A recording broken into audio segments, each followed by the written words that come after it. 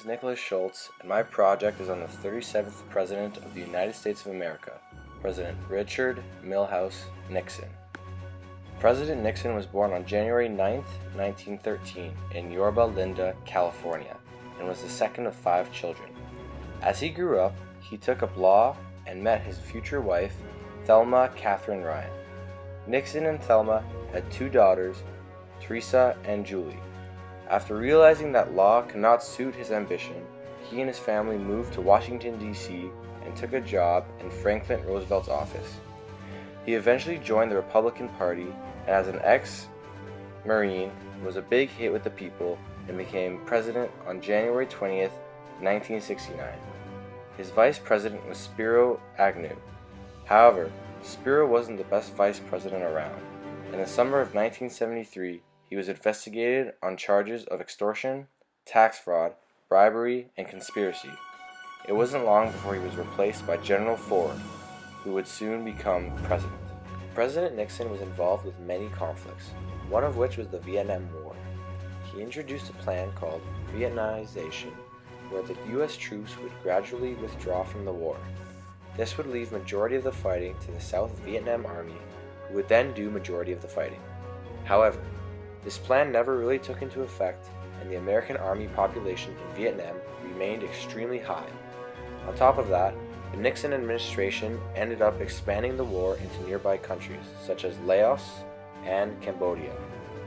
Finally, in his last year of office, 1973, the final American soldiers had finally left Vietnam, and it could finally be said that most of the American military had come back to America. However, many military advisors and Marines stayed. When Nixon came into presidency, he wanted to ease tensions with the Russian communists.